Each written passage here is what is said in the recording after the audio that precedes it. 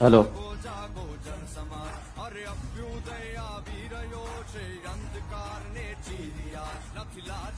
તાળી લ્યો બહુ ઠંડી ઉડે.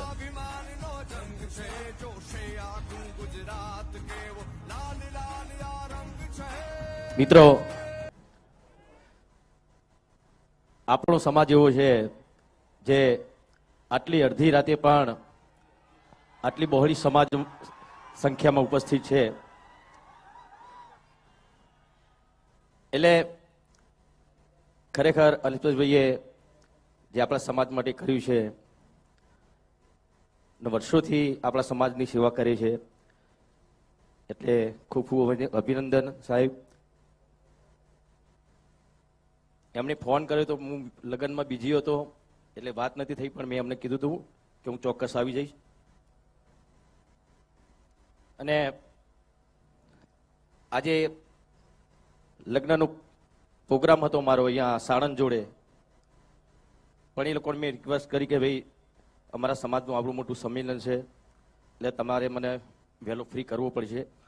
ને એમણે માની પણ લીધું અને મેં 3 વાગ્યાનો ટાઈમ આપ્યો હતો અને 3 વાગે આવી પણ ગયો. ભાઈને બે જોડે જ આવ્યા અમે તો. એટલે હંમેશા બસ આપણો સમાજ આવી રીતે એક રહે એ જ મારા સમાજને પ્રાર્થના કરું છું. ને જ્યારે પણ સમાજનું કોઈ પણ કાર્ય હોય છે, આવા સંમેલન હોય છે, તો હું ચોક્કસપણે જઉં છું. હા, પણ જ્ઞાનીબેની પણ મને બોલાવ્યો હતો, પણ એ વખતે અમુક સંજોગોના કારણે હું નહોતો પહોંચી શક્યો. એ બદલ જ્ઞાનીબેન આપની માફી માંગુ છું. અહીંયા ઉપસ્થિત દરેક આગેવાનો એમને વંદન કરું છું. અને તમને તો મારો શું કહેવું કયો? હા હા હા હા. કેમ કે તમારા જ આશીર્વાદ છે. અત્યારે એક નાના ઘરમાંથી એક ઠાકોરનો દીકરો, અત્યારે તમે એનો સુપરસ્ટાર કહો છો, તો આ બધો તમારો આશીર્વાદ છે. તમે છો તો હું છું, અલ્પેશભાઈ છે, અને દરેક આગેવાનો એ બધા જ તમારા આશીર્વાદના લીધે જ છે.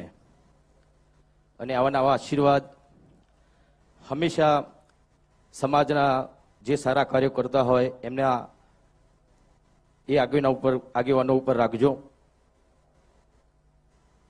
અને વધારે તો કંઈ કહેતો નહીં, એવા બોલવાનું થોડું હમણાંથી થોડું ચાલુ કર્યું છે એમ તો. પણ ખાલી થોડી જ્ઞાનીબેનને મારે એક થોડીક વિનંતી કરવી છે. તમે જે સમાજ માટે બંધારણ આપણા સમાજના કલ્યાણ માટે જ કર્યું છે, બહુ સરસ કર્યું છે. પણ એક બે એવી વાતો છે જે તમારી સમક્ષ રજૂ કરવા માંગુ છું હું. કેમ કે ઘણા બધા મને ફોન આવ્યા, કેમ કે હું પણ એક કલાકાર છું, એટલે મેં ખાસ પેલા ડીજે વાળાનો બહુ ફોન આવ્યો. એટલે અરે બીજું કશું ને, એ લોકોનું પણ શું એમના ઉપર ઘર ચાલતું હોય છે. ઘણા બધા કલાકારો ડીજેમાં જ કામ કરતા હોય છે. તો એના માટે તમે થોડુંક વિચારજો શું કરી શકો. તમે બધા આગેવાનો છો, બધા ભેગા થઈને તમે નક્કી કરજો. પણ એટલે અમારા કલાકારોની વાત છે, બરાબર. એટલે એમાં શું થઈ શકે છે, તમે બધા આગેવાનો છો, તમને વધારે ખબર પડશે. કોઈ રસ્તો તમે કાઢજો તો એ લોકોનું ઘર પણ ચાલે. અને સમાજ માટે હંમેશા વર્ષોથી હું ગાતો આવ્યો છું. કેમ કે પહેલા બહુ ઓછું બોલતો હતો. પિક્ચર હોય તો ડાયલોગ બાયલોગ બોલવાના થાય, પણ જે તે સમય મેં ગાવાનું ચાલુ ત્યારથી સમાજ માટે મેં ઘણા બધા ગીતો લખ્યા છે. મારા મોટા ભાઈ જીવરાજભાઈએ પણ, જેમ કે જાગો જાગો ઠાકોરો જાગો જમાનો બદલાયો. એ વખતે આપણો સમાજ બહુ જ પાછળ હતો. અત્યારે તો ઘણો બધો સમાજ આપણો ઘણો આગળ આવ્યો છે. શિક્ષણમાં પણ આગળ આવ્યો છે અને વ્યસનમાં પણ. એનો પાછું જવાની જરૂર છે, પણ એ બી આગળ આવે છે. બોલો, એટલે એમાં પણ પાછળ જવાનું, બધામાં આગળ નહીં આવવાનું. જો આગળ આવવાનું છે તો આવવાનું છે. હા, શિક્ષણમાં આગળ આવો. આવા સમૂહ લગ્નો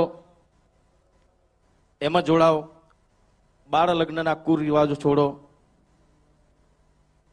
એ બધામાં આપણે આગળ આવવાનું છે. તમે તો વ્યસનમાં આગળ આવી જાઓ છો.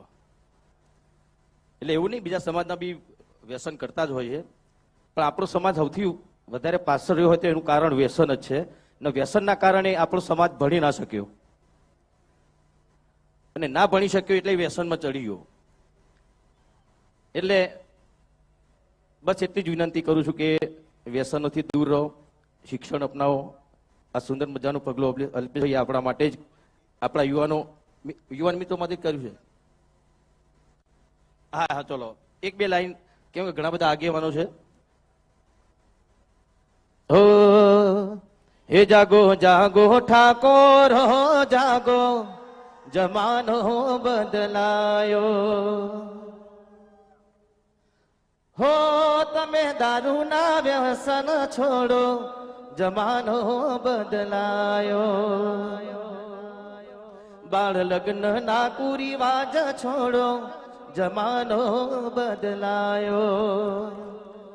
તમે શિક્ષણના માર્ગે હાલો, જમાનો બદલાયો. જાગો જાગો ઠાકોરો મારા જાગો. આમ તો જાગેલો છો અડધી રાતે 3 વાગે, જોવા તમે.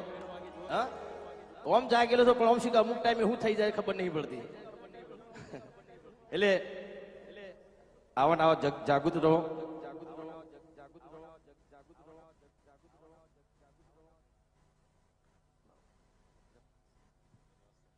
બસ આપણા સમાજ માટે અલ્પેશભાઈએ સરસ્વતી ધામ વર્ષોથી ઘણા બધા સંમેલનોમાં કહેતા હતા, અને આજે એ સપનું પૂરું થઈ રહ્યું છે.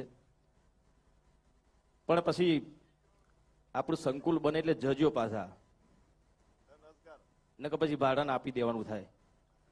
ઓ હા, એટલે એ બધી પછી જવાબદારી તમારી યુવા મિત્રોની છે. આટલું આપણા સમાજના આગેવાનો આપણા શિક્ષણ માટે કરતા હોય ને તમે ધ્યાન ના આપો તો પછી સમાજ ક્યારે આગળ આવશે? એટલે વિનંતી છે, ભણજો અને ભણાવજો. બસ અહીંયા મારી વાત પૂરી કરું છું. આગળ ઘણા બધા આગેવાનો છે. જય ઠાકોર સમાજ.